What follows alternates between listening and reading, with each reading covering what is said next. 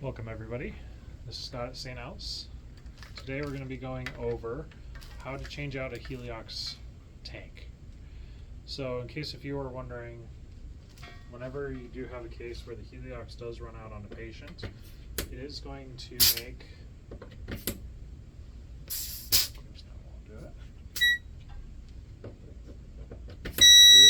this kind of sound. If you do encounter that sound, that does mean that one of the sources has depleted and it needs to be changed immediately. That is what is the alarm. In order to do this, first we have to disassemble the regulator and everything like that. So in this bag you'll see a wrench.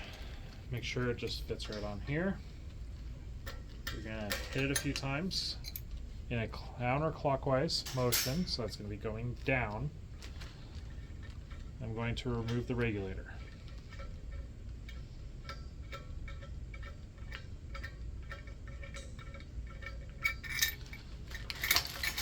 Then we could take off the entire assembly.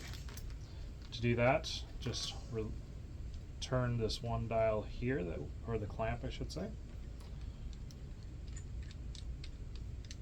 Open it up and then take it off.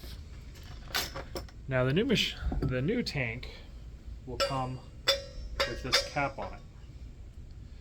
So just simply unscrew this cap again counterclockwise, and then they'll be the top of this valve will be wrapped in a white plastic wrap. That way it indicates that it is full and it has been cleaned, everything like that.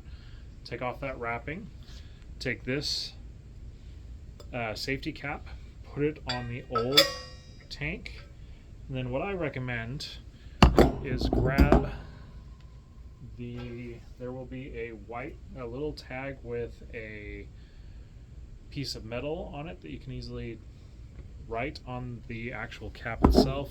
Like on that piece of tag, it'll be attached right here. Write on that tag empty, just so everybody knows it's actually empty, and then call engineering so that we can get a new one. To reassemble this, it is just exactly the opposite. Put this on. Position this so that all of this is easily viewable.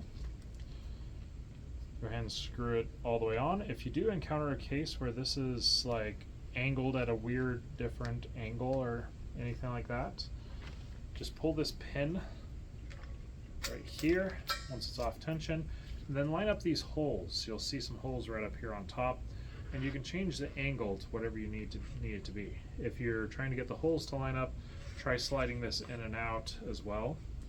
Just get it kind of more of an up and down area so that this flow meter actually does work properly. And here, this one works the best at this angle.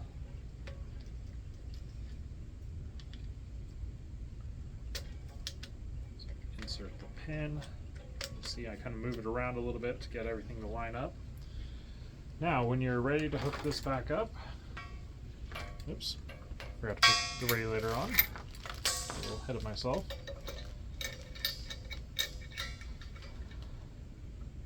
Again, these are right-handed threads. So I'm just spinning that on real quick. Notice I turn this up a little bit past what my viewing angle will be. Take the wrench, doesn't quite fit exactly, so I'm going to loosen up the jaws just a tiny bit. I'm going to hit it a few times, not super hard, I'm just hitting it with the palm of my hand just to get it to snug so that there's no leaks. Now, when you plug this back in, it's going to alarm,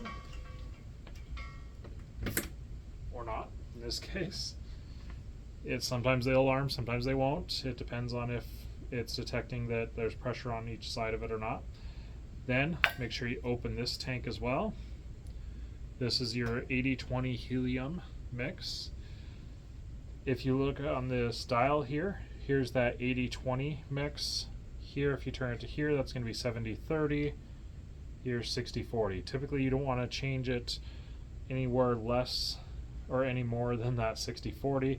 because it is no longer really effective at that after that point. So if you need more than 40% oxygen, you're not going to be able to use this actual device. In order to do that, say for instance we're going to run the 80-20, I'm going to hook up a non-rebreather up to this, or a simple mask. Typically it's going to be a non-rebreather.